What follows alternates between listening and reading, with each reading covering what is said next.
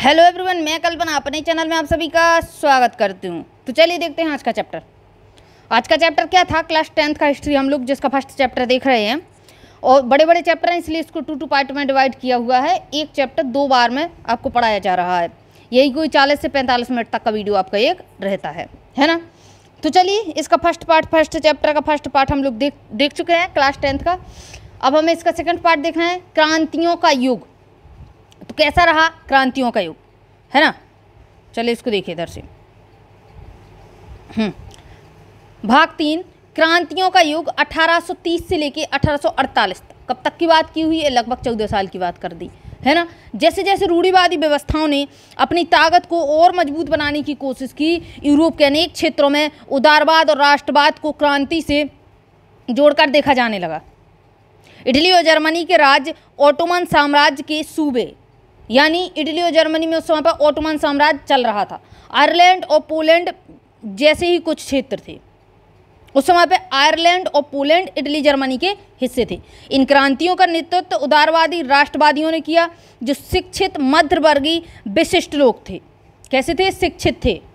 इनमें प्रोफेसर आते थे, स्कूल अध्यापक आते थे, क्लर्क, वाणिज्य व्यापार में लगे हुए मध्य वर्गों के लोग, इन सब जो है क्रांतियों में शामिल हुए थे। प्रथम विद्रोह फ्रांस में जुलाई 1830 में हुआ। कब हुआ? फ्रांस से विद्रोह शुरू हुआ 1830 में। बुर्बो राजा फ्रांस में, फ्रांस की क्रांति में पढ़ा था हम लोगों ने। बुर्बो साम्राज्य था उस समय फ्रांस की क्रांति के समय पर। बुर्बो राजा जिसे 1815 के बाद हुई रूढ़िवादी प्रतिक्रियाओं के दौरान सत्ता में बहाल किया गया था। याद रखिएगा, रूढ़िवादी यूरोप में रूढ़िवादी प्रतिक्रियाएं कब चली? तो 1815 में स्टार्ट हुई थी। अब देखिए 1815 के बाद हुई रूढ़िवादी प्रतिक्रिया के दौरान सत्ता में बहाल किया गया था, यानी बुर्बो राजा को फिर से सत्ता में लाया गया था, है ना। आगे देखिए, उन्हें अब उदारवादी क्रांतिकारियों ने उखाड़ फेंका और 1815 में इसको लाया गया था। 1830 में इसको फिर उदारवादी क्रांतिकारी आए, उन्होंने इसको हटा दिया। उनकी जगह एक संवैधानिक राजतंत्र स्थापित किया गया जिसका अध्यक्ष लुई फिलिप्स बना। देखना, अभी मतलब लुई प्रथम, द्वितीय, तृतीय, 16वीं तक हम पढ़ते आ रहे थे फ्रांस की क्रांति के समय पे, और अभी भी आपका लुई ही चलेगा, है ना। तो देखिए, संवैधानिक राजतंत्र स्थापित किया और जिसका अध्यक्ष किसको बनाया? लुई फिलिप को बनाया। मेटरनिख ने एक बार यह टिप्पणी की कि जब फ्रांस छींकता है तो बाकी यूरोप की सर्दी जुकाम हो जाती है। आई समझ में? मतलब फ्रांस को एक छींक आई, पूरा यूरोप हिल जाएगा। जुलाई क्रांति से ब्रसेल्स में भी विद्रोह भड़क गए थे, जिसके फलस्वरूप United Kingdom of the Netherland से अलग हो गया। यूनाइटेड किंगडम क्या हुआ? United Kingdom of the Netherland से अलग हो गया। आगे देखिए, एक घटना जिसने पूरे यूरोप के शिक्षित अभिजात वर्ग में राष्ट्रीय भावनाओं का संचार किया, वह थी यूनान का स्वतंत्रता संग्राम। 15वीं सदी से यूनान ऑटोमन साम्राज्य का हिस्सा था। यूरोप में क्रांतिकारी राष्ट्रवाद की प्रगति से यूनानियों का आज़ादी के लिए संघर्ष 1821 से आरंभ हो गया था। यूनानियों ने संघर्ष स्टार्ट किया 1821 से। यूनान में राष्ट्रवादियों को निर्वासन में रह रहे यूनानियों के साथ पश्चिमी यूरोप के अनेक लोगों का भी समर्थन मिला, जो प्राचीन यूनानी संस्कृति के प्रति सहानुभूति रखते थे। कवियों और कलाकारों ने यूनान को यूरोप सभ्यता का पालना बताकर प्रशंसा की है और मुस्लिम साम्राज्य के विरुद्ध यूनान के संघर्ष के लिए जनमत जुटाए थे। अंग्रेज कवि लॉर्ड बायरन ने धन इकट्ठा किया और बाद में युद्ध में लड़ने भी गए, जहां 1824 में बुखार से उनकी मृत्यु हो गई। अंततः 1832 की कुस्तुनतुनिया की संधि ने यूनान को एक स्वतंत्र राष्ट्र की मान्यता दी। कुस्तुनतुनिया, देखना इसको अब आप लोग। कुस्तुनतुनिया जो कि आज के इस्तांबुल शहर के नाम से जाना जाता है, यानी आज कुस्तुनतुनिया का नाम क्या है? इस्तांबुल है। चलिए देखिए आगे, रूमानी कल्पना और राष्ट्रीय भावना। राष्ट्रवाद का विकास केवल युद्धों और क्षेत्रीय विस्तार से नहीं हुआ। राष्ट्र के विचार के निर्माण में संस्कृति ने एक अहम भूमिका निभाई है।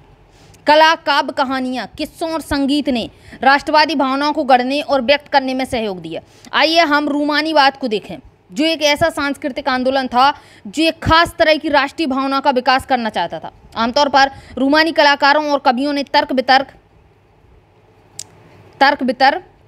तर्क वितर्क और विज्ञान के महिमा मंडन की आलोचना की और उनकी जगह उन्होंने भावनाओं, अंतर्दृष्टि और रहस्यवादी भावनाओं पर जोर दिया। विचार है अपने अपने, कोई भी कैसे भी विचार दे सकता है। उनका प्रयास था कि एक साझा सामूहिक विरासत की आधुनिक और एक साझा सांस्कृतिक अतीत को राष्ट्र का आधार बनाया जाए। इन्होंने क्या बोला कि एक साझा सामूहिक विरासत बनाइए, विरासत की अनुभूति, एक साझा सांस्कृतिक अतीत को राष्ट्र का आधार बनाया जाए। संस्कृति पर चलते थे लोग। जर्मन दार्शनिक योहान गॉटफ्रीड जैसे रूमानी चिंतकों ने दावा किया कि सच्ची जर्मनी संस्कृति उसके आम लोगों में निहित है। राष्ट्र की सच्ची आत्मा लोकगीतों, जनकाव्य और लोक नृत्यों से प्रकट होती है। इसलिए लोक संस्कृति ने इन स्वरूप को एकत्र और अंकित करना राष्ट्र के निर्माण की परियोजना के लिए आवश्यक था। देखिए आगे, स्थानीय बोलियों पर बल और स्थानीय लोक साहित्य को एकत्र करने का उद्देश्य केवल प्राचीन राष्ट्रीय भावना को वापस लाना था, बल्कि आधुनिक राष्ट्रीय संदेश को ज़्यादा लोगों तक पहुंचाना था। उनमें से अधिकांश निरक्षर थे, पढ़े लिखे नहीं थे। यह खासतौर पर पोलैंड पर लागू होता था, है ना, जिसका 18वीं सदी के अंत में रूस, प्रशा और ऑस्ट्रिया जैसी बड़ी शक्तियों ने विभाजन कर दिया था।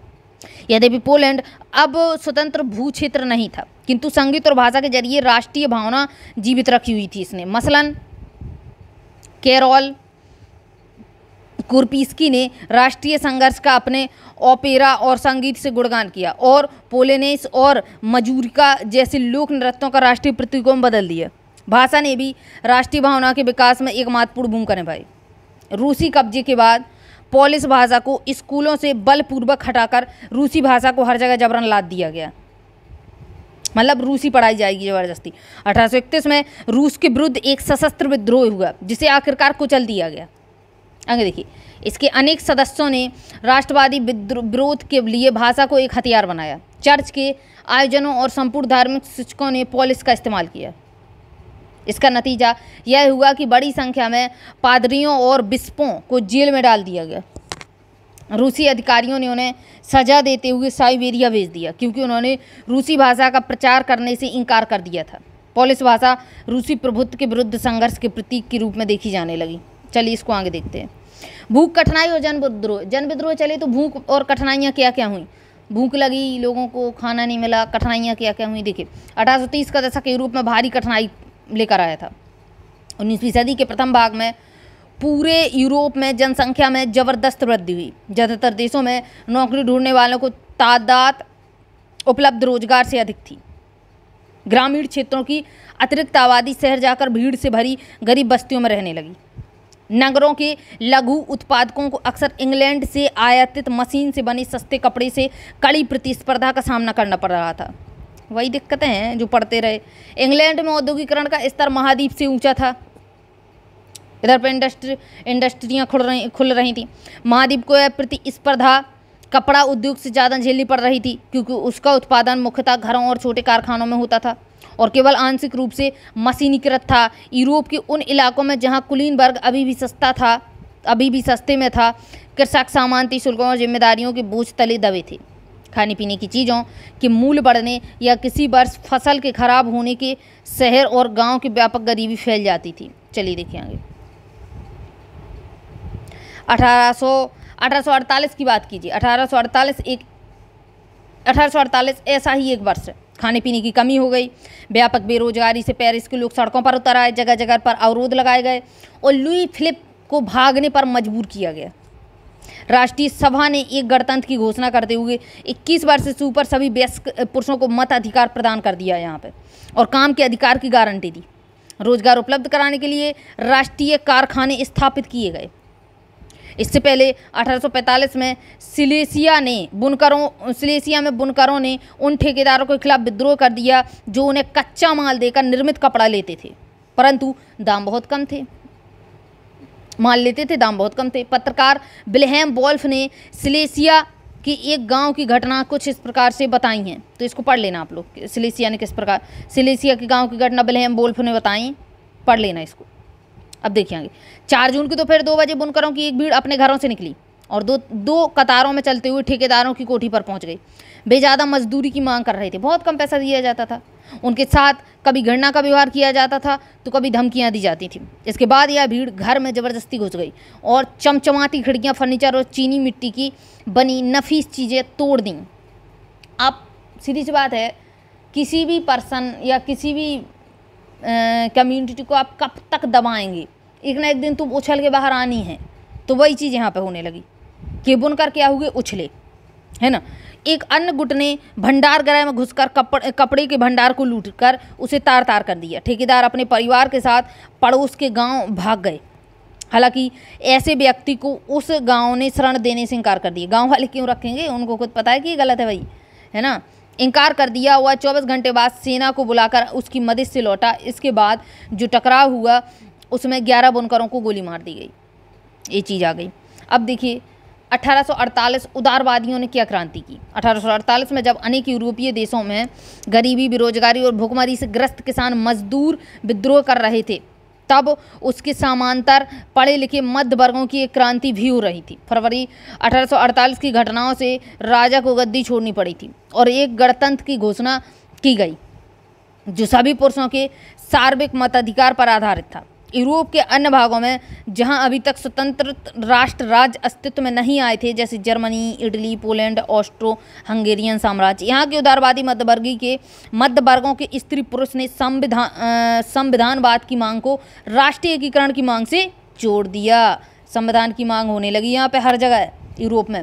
उन्होंने बढ़ते जन असंतोष का फायदा उठाया और एक राष्ट्र राज्य के निर्माण की मांग को आगे बढ़ाया। एक राष्ट्र राज्य संविधान, प्रेस की स्वतंत्रता, संगठन बनाने की आज़ादी जैसे संसदीय सिद्धांतों पर आधारित था। यानी फुल टोटल स्वतंत्रता चाहिए। जर्मन इलाके में बड़ी संख्या में राजनीतिक संगठनों ने फ्रैंकफर्ट शहर में मिलकर एक सर्व जर्मन नेशनल असेंबली के पक्ष में मतदान का फैसला लिया। 18 मई 1948 को 831 निर्वाचित प्रतिनिधियों ने एक सजे धजे जुलूस में जाकर फ्रैंकफर्ट संसद में अपना स्थान ग्रहण कर लिया। कितने लोगों ने? 1831 ने। यह संसद सेंट पॉल चर्च में आयोजित किया गया था। उन्होंने यह जर्मन राष्ट्र के लिए एक संविधान का प्रारूप तैयार किया। क्या किया यहाँ पे उन्होंने? जर्मन राष्ट्र के लिए, जर्मनी के लिए। इस राष्ट्र की अध्यक्षता एक ऐसे राजा को सौंपी गई जिसे संसद के अधीन रहना था। जब प्रतिनिधियों ने प्रशा के राजा फ्रेडरिक विल्हेम चतुर्थ को ताज पहनाने की पेशकश की तो उसने उसे अस्वीकार कर दिया।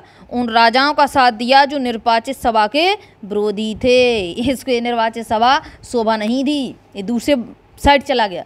जहाँ कुलीन वर्ग और सेना का विरोध बढ़ गया, वहीं संसद का सामाजिक आधार कमजोर हो गया। जिसको आप राजा बनाना चाहते थे वही आपके खिलाफ हो गया, तो फिर से चीज़ें गिरने लगीं। संसद में मध्य वर्गों का प्रभाव अधिक था, जिन्होंने मजदूरों और कारीगरों की मांग का विरोध किया, जिससे वे उनका समर्थन खो बैठे। क्या करेंगे भाई, जब आप उनका साथ नहीं देंगे तो वो तो विरोध करेंगे ना, समर्थन नहीं मिलेगा आपको। अंत में सैनिकों को बुलाया गया और असेंबली भंग होने पर मजबूर हो गई। असेंबली का कोई साथ नहीं दे रहा था। उदारवादी आंदोलन के अंदर महिलाओं को राजनीतिक अधिकार प्राप्त करने का मुद्दा विवादास्पद हो गया। हालांकि आंदोलन में वर्षों से खड़ी बड़ी संख्या में महिलाओं ने सक्रिय रूप में भाग लिया था। महिलाओं ने अपने राजनीतिक संगठन स्थापित किए, अखबार शुरू किए। महिलाओं ने अपना अलग ही परचम लहरा दिया, अपना अलग ही संगठन स्थापित किया, अखबार शुरू किए, राजनीतिक बैठकें अलग की और प्रदर्शन में शिरकत अलग की। इसके बावजूद उन्हें असेंबली के चुनाव के दौरान, इसको देख लेते हैं नारीवाद। नारीवाद क्या है? नारी क्या औरत होती है। स्त्री पुरुष की सामाजिक, आर्थिक एवं राजनीतिक समानता की सोच के आधार पर महिलाओं के अधिकारों और हितों का बोध होता है नारीवाद। देखिए क्या है इधर पर, कहाँ पर देख रहे थे। इसके बावजूद उन्हें असेंबली के चुनाव के दौरान मत अधिकार से वंचित रखा गया। फिर भी क्या हुआ, असेंबली में जो चुनाव हुए उसमें महिलाओं को मत अधिकार से वंचित कर रखा था। अभी भी उन्हें मत देने का अधिकार नहीं हुआ। जब सेंट पॉल चर्च ने फ्रैंकफर्ट संसद की सभा आयोजित की थी, तब महिलाओं को केवल प्रेक्षकों की हैसियत से दर्शक दीर्घा में खड़े होने का, प्रेक्षक यानी आप देख सकते हैं, तो दर्शक दीर्घा में खड़े होने दिया गया, यानी जहाँ से आप देख सकते हैं संसद को। चलिए देखिए आगे, ये हालात थे। हालांकि रूढ़िवादी ताकतें 1848 में उदारवादी आंदोलनों को दबा पाने में कामयाब हुई, किंतु वे पुरानी व्यवस्था बहाल नहीं कर पाई। राजाओं को यह समझ में आना शुरू हो गया था कि उदारवादी राष्ट्रवादी क्रांतिकारियों को रियायतें देकर ही क्रांति और दमन के चक्र को समाप्त किया जा सकता है। सही बात है, वो जो मांग कर रहे हैं आप उनको दे दीजिए, वो शांत हो जाएंगे, सीधी सी बात है। अतः 1848 के बाद के वर्षों में मध्य और पूर्वी यूरोप की निरंकुश राजशाहियों ने उन परिवर्तनों को आरंभ किया जो पश्चिमी यूरोप में 1815 से पहले हो चुके थे। इस प्रकार हैप्सबर्ग अधिकार वाले क्षेत्रों और रूस में भूदासत और बंधुआ मजदूरी समाप्त कर दी गई। हैप्सबर्ग शासकों ने हंगरी के लोगों को ज़्यादा स्वायत्तता प्रदान की, हालांकि इससे निरंकुश मैगयारों के प्रभुत्व का रास्ता ही साफ हुआ। चलिए इतना तो हो गया आपका।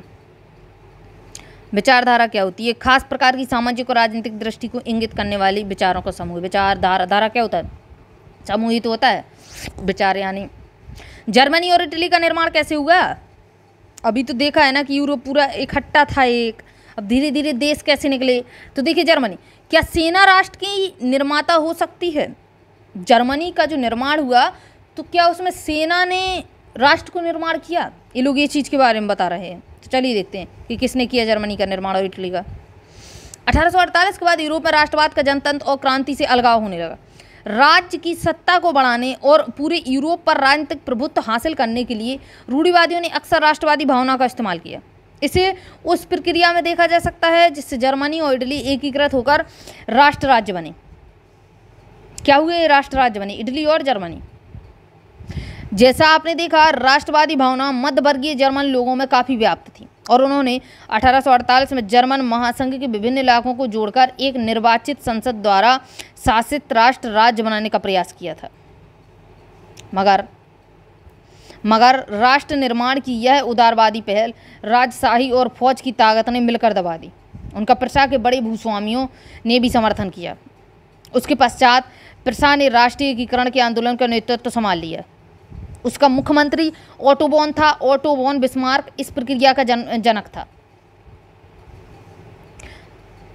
जिसने प्रशा की सेना और नौकरशाही की मदद ली। 7 वर्ष के दौरान ऑस्ट्रिया, डेनमार्क और फ्रांस से 3 युद्धों में प्रशा को जीत हुई। प्रशा जीत गया यहाँ पे और एकीकरण की प्रक्रिया शुरू हुई, यहाँ पे पूरी हुई। जनवरी 1871 में वर्साय में हुए एक समारोह में प्रशा के राजा विलियम प्रथम को जर्मनी का सम्राट घोषित कर दिया गया। 18 जनवरी 1871 की सुबह बेहद ठंडी थी। जर्मन राजाओं के राजकुमारों, सेना के प्रतिनिधियों और प्रमुख मंत्री ओटो वॉन बिस्मार्क समेत प्रशा के महत्वपूर्ण मंत्रियों की एक बैठक वर्साय के महल में, बेहद ठंडे शीश महल में, जिसको हॉल ऑफ मिरर्स बोला गया, शीश महल, शीशाओं का महल। सभा में प्रशा के काइजर विलियम प्रथम के नेतृत्व में नए जर्मन साम्राज्य की घोषणा की। वर्साय के महल में, याद रखना, जर्मन साम्राज्य की घोषणा हुई कहाँ पे? वर्साय के महल, वर्साय के शीश महल में। जर्मनी में राष्ट्र निर्माण प्रक्रिया ने प्रशा राज्य की शक्ति के प्रभुत्व को दर्शाया था। नए राज्य ने जर्मनी की मुद्रा, बैंकिंग, कानूनी और न्यायिक व्यवस्थाओं के आधुनिकीकरण पर काफ़ी जोर दिया और प्रशा द्वारा उठाए गए और उसकी कार्रवाइयाँ बाकी जर्मनी के लिए अक्सर एक मॉडल बन गई। अब देखिए जर्मनी बन गया। अब चलिए इटली की बात कर लेते हैं। जर्मनी की तरह इटली में भी राजनीतिक विखंडन का एक लंबा इतिहास था। इटली अनेक वंशानुगत राज्यों तथा बहुराष्ट्रीय हैप्सबर्ग साम्राज्य में बिखरा हुआ राज्य था। बिखरा हुआ था। 19वीं सदी के मध्य में इटली 7 राज्यों में बटा हुआ था। मतलब वही 1850 के आसपास की बात करेंगे अब, तो ये कम से कम 7 राज्यों में बटा हुआ था, जिनमें से केवल एक सार्डिनिया पीडमोंट में एक इतालवी राजघराने का शासन था। उत्तरी भाग ऑस्ट्रियाई हैप्सबर्गों के अधीन था। मध्य इलाकों पर पोप का शासन था और दक्षिणी क्षेत्र स्पेन के बुर्बू राजाओं के अधीन था। दक्षिणी क्षेत्र कहाँ था? स्पेन के जो बुर्बू राजा थे वो थे, और मध्य इलाका पोप का शासन था। पोप आपको आगे पढ़ने को मिलेगा। और इसका जो उत्तरी का ऑस्ट्रियाई भाग था वो हैप्सबर्गों के अधीन था। ठीक है। और इतालवी भाषा ने भी साझा रूप हासिल नहीं किया और अभी तक उसके विविध क्षेत्र और स्थानीय रूप मौजूद हैं। चलिए आगे देखिए। 1830 के दशक में ज्यूसेपे मैथ्सनी ने एकीकृत इतालवी गणराज्य के लिए एक सुविचार कार्यक्रम प्रस्तुत करने की कोशिश की थी। उसने अपने उद्देश्यों के प्रसार के लिए यंग इटली नामक एक गुप्त संगठन भी बनाया था। 1831 और 1848 में क्रांतिकारी विद्रोहों की असफलता से युद्ध के जरिए इतालवी राज्यों को जोड़ने की जिम्मेदारी सार्डिनिया पीडमोंट के शासक विक्टर मैनुअल द्वितीय पर आ गई। इस क्षेत्र के शासक अभिजात वर्ग की नज़रों में एकीकृत इटली उनके लिए आर्थिक विकास और राजनीतिक प्रभुत्व की संभावना उत्पन्न करता था। अंग देखिए, मंत्री प्रमुख काबुर, जिसने इटली के प्रदेशों को एकीकृत करने वाले आंदोलन का नेतृत्व किया, ना तो एक क्रांतिकारी था और ना ही जनतंत्र में विश्वास रखने वाला था। इतालवी अभिजात वर्ग के तमाम अमीर और शिक्षित सदस्यों की तरह वह इतालवी भाषा से कहीं बेहतर फ्रेंच बोलता था। फ्रांस से सार्डिनिया पीडमोंट की एक चतुर कूटनीतिक संधि हुई, जिसके पीछे काबुर का हाथ था। से सार्डिनिया पीडमोंट 1859 में ऑस्ट्रेलिया वालों को हरा पाने में कामयाब रहा। नियमित सैनिकों के अलावा ज्यूसेपे गैरिबाल्डी के नेतृत्व में भारी नाम कैसे रहते हैं बताइए आप। गैरिबाल्डी के नेतृत्व में भारी संख्या में सशस्त्र स्वयंसेवकों ने इस युद्ध में हिस्सा लिया। 1860 में वे दक्षिण इटली और 2 सिसिलियों के राज्य में प्रवेश कर गए और स्पेनी शासकों को हटाने के लिए स्थानीय किसानों का समर्थन पाने लगे ये लोग। 1861 में इमैनुअल द्वितीय को एकीकृत इटली का राजा घोषित किया गया, मगर इटली के अधिकांश निवासी, जिनमें निरक्षरता की दर काफ़ी ऊंची थी, अभी भी उदारवादी राष्ट्रवादी विचारधारा से अनजान थे। इन्हें नहीं पता था कि उदारवादी राष्ट्रवादी विचारधारा क्या है।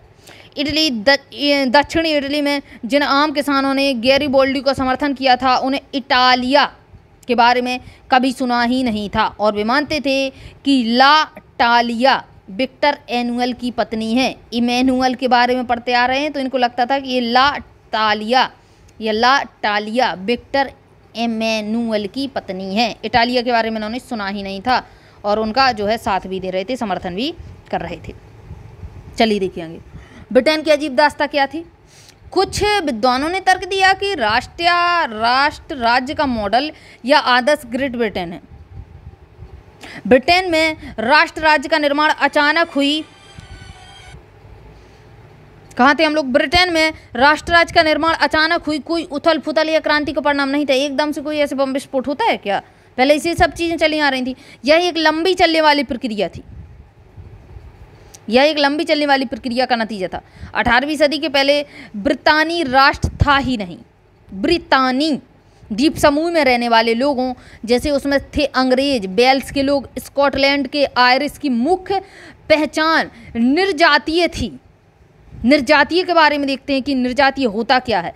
देखिए, निर्जातीय इथनिक एक साझा नस्ली जनजातीय या सांस्कृतिक उद्गम अथवा पृष्ठभूमि जिसे कोई समुदाय अपनी पहचान मानता हो, निर्जातीय थी।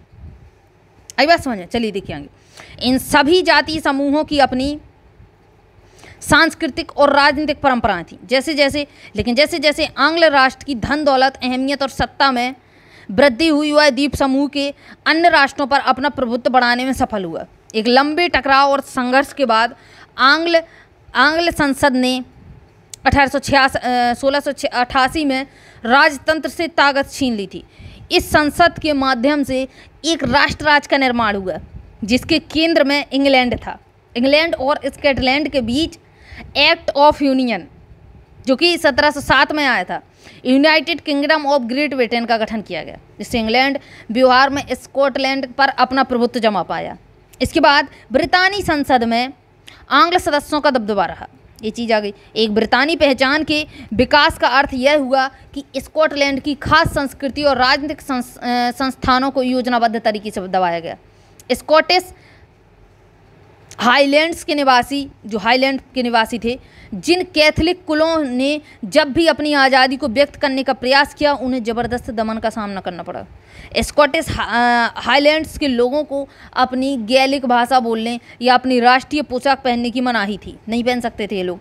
उनमें से बहुत सारे लोगों को अपना वतन छोड़ने पर मजबूर किया गया। ये चीज़ें निकल के आने लगी। देखिए, आयरलैंड का भी कुछ ऐसा ही हश्र हुआ। वह देश कैथोलिक और प्रोटेस्ट धार्मिक गुटों में गहराई से बटा हुआ था। अंग्रेजों ने आयरलैंड में प्रोटेस्टेंट धर्म मानने वालों को बहुसंख्यक कैथोलिक देश पर प्रभुत्व बढ़ाने में सहायता की। ब्रितानी प्रभाव के विरुद्ध हुए कैथोलिक विद्रोहों को निर्ममता से कुचल दिया गया। वोल्फटॉन और उसकी यूनाइटेड आयरिशमैन, जो कि आयरिशमैन 1798 की बात कर रहा है, कि अगुवाई में हुई असफल विद्रोह के बाद 1801 में आयरलैंड को बलपूर्वक यूनाइटेड किंगडम में शामिल कर लिया गया। एक नए ब्रितानी राष्ट्र का निर्माण किया गया जिस पर हावी आंग्ल संस्कृति का प्रचार प्रसार किया गया। नए ब्रिटेन के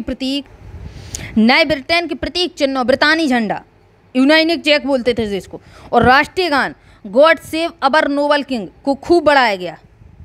नाम था राष्ट्रीय गान का, क्या नाम था? God save our noble king, और ब्रितानी झंडे का नाम क्या था? Union Jack. खूब बढ़ाया गया और पुराने राष्ट्र इस संघ में मातहत सहयोगी के रूप में ही रह पाए। चलिए देखिए आगे देख लेते हैं इसको और क्या दिया होगा। ज़्यादा तो नहीं रह गया आपका। देखिए राष्ट्र की दृश्य कल्पना क्या थी। किसी शासक को एक चित्र या मूर्ति के रूप में अभिव्यक्त करना आसान है, किंतु एक राष्ट्र को चेहरा कैसे दिया जाए? सही बात है। 18वीं और 19वीं सदी में कलाकारों ने राष्ट्र का मानवीकरण करके इस प्रश्न को हल किया। देखते हैं आगे कैसे किया इन्होंने मानवीकरण। दूसरे शब्दों में उन्होंने एक देश को कुछ यूँ चित्रित किया जैसे वह कोई व्यक्ति हो। एक देश को एक व्यक्ति के रूप में चित्रित किया। उस समय राष्ट्रों को नारी भेष में प्रस्तुत किया जाता था, मतलब पुरुष का भेष नहीं दिया जाता था। राष्ट्र को व्यक्ति का जामा पहनाते हुए जिस नारी रूप को चुना गया वह असल जीवन में कोई खास महिला नहीं थी। यह तो राष्ट्र के अमूर्त विचार को ठोस रूप प्रदान करने का प्रयास था। यानी रूप कैसे प्रदान करें, यानी नारी की छवि राष्ट्र का रूपक बन गई। देखते हैं, ये देख लीजिए ना इधर पे, इस प्रकार से नारी का रूप दिया गया राष्ट्र को, है ना। कहाँ थे हम लोग? आपको याद होगा कि फ्रांसीसी क्रांति के दौरान कलाकारों ने स्वतंत्रता, न्याय और गणतंत्र जैसे विचारों को व्यक्त करने के लिए नारी रूपक का प्रयोग किया था। इन आदर्शों को विशेष वस्तुओं या प्रतीकों से व्यक्त किया गया था। जैसा कि आपको याद होगा, स्वतंत्रता का प्रतीक लाल टोपी या टूनी जंजीर। जैसे हमारे देश में भी तो क्या करते हैं, आपने देखा होगा कि भारत के नक्शे में कई जगह पे आपको सरस्वती माता दिखाई देती हैं। सरस्वती माता का जब आप लिबास देखेंगे तो कैसे झंडे के कलर का होता है कि नहीं? तो वही चीज़ इन लोगों ने यहाँ पे की, है ना। स्वतंत्रता का प्रतीक लाल टोपी या टूटी जंजीर है, और इंसाफ को आमतौर पर एक ऐसी महिला के प्रतीकात्मक रूप से व्यक्त किया गया जिसकी आंखों पर पट्टी बंधी हुई है और तराजू लिए हुए। यही चीज़ तो हमारे यहाँ पर चलती है। आगे देखिए क्या है। इसी प्रकार के नारी रूपों का आविष्कार कलाकारों ने 19वीं सदी में किया। फ्रांस में उसे लोकप्रिय ईसाई नाम मारियान दिया गया। जैसे हमारे यहाँ पर सरस्वती माता बोलते हैं, इन्होंने नाम दे दिया मारियान, जिसने जन राष्ट्र के विचार को रेखांकित किया। उसके चिन्ह भी स्वतंत्रता और गणतंत्र के थे। कैसे? लाल टोपी, तिरंगा, कलगी। मारियान की प्रतिमा सार्वजनिक चौकों पर लगाई गई ताकि जनता को एकता के राष्ट्रीय प्रतीक की याद आती रहे और लोग उससे तादात्म्य स्थापित कर सकें। मारियान की छवि सिक्कों और डाक टिकटों पर भी अंकित की गई। इसी तरह जर्मेनिया जर्मन राष्ट्र का रूपक बन गई, है ना। चाक्षुष अभिव्यक्तियों में जर्मेनिया बलूत वृक्ष के पत्तों का मुकुट पहनती थी। देखिए इधर पर बलूत वृक्ष के पत्तों का इनको मुकुट पहनाया गया। देखिए इधर पे ये रहा, है ना, ये दिखाया गया है मुकुट। आगे देखिए और क्या था, क्योंकि जर्मन बलूत जो है, ये बलूत का जो वृक्ष था वीरता का प्रतीक था, है ना। रूपक शब्द प्रयोग किया गया। देख लीजिए, जब किसी अमूर्त विचार को जिस विचार की मूर्त ही ना हो, उस विचार को किसी व्यक्ति या किसी चीज़ के जरिए इंगित किया जाता है। एक रूपकात्मक कहानी के दो अर्थ होते हैं, एक शाब्दिक अर्थ, एक होता है प्रतीकात्मक अर्थ, है ना। अमूर्त विचार जैसे लालच, ईर्ष्या, स्वतंत्रता, मुक्ति। चलिए देखिए, जिसकी मूर्त ना हो। आ रही बात समझ में? मान लीजिए आपने बोला ईर्ष्या, तो आपको पता है कि वो गोलाकार की है कि टेढ़ी आकार की कि चौड़े आकार की, नहीं पता ना। अमूर्त है, मूर्त ही नहीं है उसकी। तो जब किसी अमूर्त विचार को रूप दिया जाए तो रूपक हो गया, है ना। रूपक दो प्रकार के होते हैं, शाब्दिक भी हो सकता है, प्रतीकात्मक यानी प्रतीक के द्वारा भी आप रूपक को बोल सकते हैं, या आप शब्दों से भी रूपक का बोल सकते हैं, है ना। आगे देखिए और क्या दिया हुआ है। चलिए और है अभी आपका थोड़ा बहुत, अभी खत्म नहीं हुआ। राष्ट्रवाद और साम्राज्यवाद को देख लीजिए 6वें नंबर पॉइंट में। 19वीं सदी की अंतिम चौथाई तक अंतिम चौथाई तक राष्ट्रवाद का वह आदर्शवादी उदारवादी जनतांत्रिक स्वभाव नहीं रहा जो सदी के प्रथम भाग में था। चेंज होती रही चीज़ें। अब राष्ट्रवाद सीमित लक्ष्यों वाला संकीर्ण सिद्धांत बन गया है। इस बीच के दौरान में राष्ट्रवादी समूह एक दूसरे के प्रति अनुदार होते चले गए और लड़ने के लिए हमेशा तैयार रहते थे। साथ ही प्रमुख यूरोपीय शक्तियों ने भी अपने साम्राज्यवादी उद्देश्यों की प्राप्ति के लिए अधीन लोगों की राष्ट्रवादी आकांक्षाओं का इस्तेमाल किया, है ना। 1871 के बाद यूरोप में गंभीर राष्ट्रवादी तनाव का स्रोत बाल्कन क्षेत्र में दिखा। इस क्षेत्र में भौगोलिक और जातीय भिन्नता थी। इसमें आधुनिक रोमानिया के लोग रहते थे। आधुनिक रोमानिया, बुल्गारिया, अल्बेनिया, यूनान, मैसिडोनिया, क्रोएशिया, बोस्निया, हर्जेगोनिया, गोबीना और स्लोवेनिया, सर्बिया और मोंटेनिग्रो, ये जो थे ये आज के देश हैं। उस समय पर बाल्कन क्षेत्र में थे। क्षेत्र के निवासियों को आमतौर पर स्लाव पुकार कर बुलाया जाता था। बाल्कन के क्षेत्र के लोगों को क्या कहते थे? स्लाव। बाल्कन क्षेत्र का एक बड़ा हिस्सा ओटोमन साम्राज्य के नियंत्रण में था। बाल्कन क्षेत्र में रूमानी राष्ट्रवाद के विचारों के फैलने और ओटोमन साम्राज्य के विघटन से स्थिति काफ़ी विस्फोटक हो गई थी। ओटोमन साम्राज्य बहुत अच्छा साम्राज्य था, अच्छा नहीं मतलब बड़ा साम्राज्य था, बहुत आगे पढ़ने को मिलेगा। 19वीं सदी में ओटोमन साम्राज्य के आधुनिकीकरण और आंतरिक सुधारों के जरिए मजबूत बनना चाहा था। किंतु यह आधुनिकीकरण के जरिए क्या आंतरिक सुधार और आधुनिकीकरण के जरिए मजबूत बनना चाहता था, किंतु इसमें इसे बहुत कम सफलता मिली। एक के बाद एक अनेक अधीन यूरोपीय राष्ट्रीयताएं उसके चंगुल से निकलकर स्वतंत्रता की घोषणा करने लगी। बाल्कन लोगों ने आज़ादी या राजनीतिक अधिकारों के अपने दावों को राष्ट्रीयता का आधार दिया। उन्होंने इतिहास का इस्तेमाल यह साबित करने के लिए किया कि वे कभी स्वतंत्र थे, किंतु तत्पश्चात विदेशी शक्तियों ने उन्हें अधीन कर लिया। आगे देखिए। अतः बाल्कन क्षेत्र के विद्रोही राष्ट्रीय समूहों ने अपने संघर्षों को लंबे समय से खोई आज़ादी को वापस पाने के प्रयास किए। जैसे जैसे विभिन्न स्लाव राष्ट्रीय समूहों ने अपनी पहचान और स्वतंत्रता का परिभाषा तय करने की कोशिश की, बाल्कन क्षेत्र गहरे टकराव का क्षेत्र बन गया। बाल्कन राज्य एक दूसरे से भारी ईर्ष्या करते थे और हर एक राज्य अपने लिए ज़्यादा से ज़्यादा इलाका हथियाने की उम्मीद रखता था। परिस्थितियां और अधिक जटिल इसलिए हो गई क्योंकि बाल्कन क्षेत्र में बड़ी शक्तियों के बीच प्रतिस्पर्धा होने लगी। इस समय यूरोपीय बाल्कन में देखे नहीं आपने, बाल्कन क्षेत्र में कितनी बड़ी बड़ी शक्तियां निकल के आई। इस समय यूरोपीय शक्तियों के बीच व्यापार और उपनिवेश के साथ नौसैनिक और सैन्य ताकत के लिए भी गहरी प्रतिस्पर्धा होने लगी, आपसी टकराव होने लगे। जिस तरह बाल्कन समस्या आगे बढ़ी उसमें यह प्रतिस्पर्धा खुलकर सामने आने लगी, आमने सामने लड़ाई होने लगी। जैसे रूस, जर्मनी, इंग्लैंड, ऑटो हंगरी की हर ताकत बाल्कन पर अन्य शक्तियों की पकड़ को कमजोर करके क्षेत्र के अपने प्रभाव को बढ़ाना चाहती थी आगे, जिससे इस इलाके में कई युद्ध हुए और अंततः प्रथम विश्व युद्ध चला। 1914 से लेकर 1918 तक प्रथम विश्व युद्ध स्टार्ट हो गया। अब यहाँ पर चैप्टर आपका समाप्त है। ये मैप दिया हुआ है, अभी नहीं हुआ समाप्त, अभी और दिया हुआ है, थोड़ा बहुत और देख लेते हैं।